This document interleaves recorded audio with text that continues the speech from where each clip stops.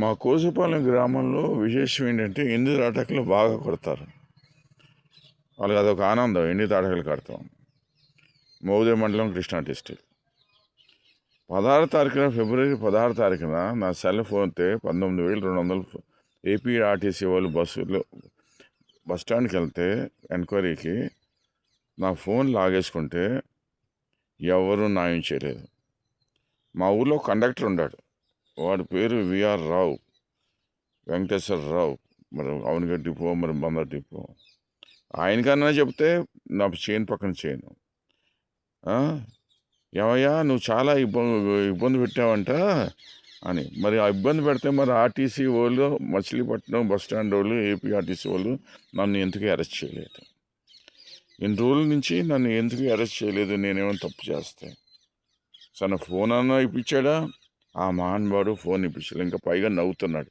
So దాన్ని బట్టి అర్థమవుతుంటే ఈ కలియుగంలో ఎగతాళి చేసేవాళ్ళు ఎక్కువ మంది ఉంటారు, ఎగతాళి చేసేవాళ్ళు ఎక్కువ ఉంటారు. కానీ ఆ వ్యక్తికి తెలియదు రేపొద్దున చేను పక్కన చేను ఉంటే ఏం అవసరం వస్తుందో ఊహించలేడు. ఆ నవ్వేనేది అప్పుడు తెలుస్తుంది ఎంత ఇబ్బందిగా ఉంటుందని. అది ఈ ఊరి విశేషం, మా ఊరి విశేషం. ఎవరిని ఎలా ఇన్ని తాటాకులు కట్టుతామో ఆలోచిస్తారు, అంతేగాని ఎలా సంపాదిస్తామని ఆలోచించరు. మళ్ళీ చెప్తున్నాను, ఎన్ని తాటాకులు ఎలా కట్టాలని ఈ ఊరు వాళ్ళు ఎక్కువ ఆలోచిస్తూ ఉంటారు. ఎవరిని ఎలా చేయాలి అది ఆలోచిస్తారు, అంతేగాని ఎలా సంపాదించుకుందాం అది ఆలోచించరు. అది సరే, ఎవరికైనా మంచి రోజు వస్తుంది, అన్నీ ఒక రోజులాగా ఉండదు కదా.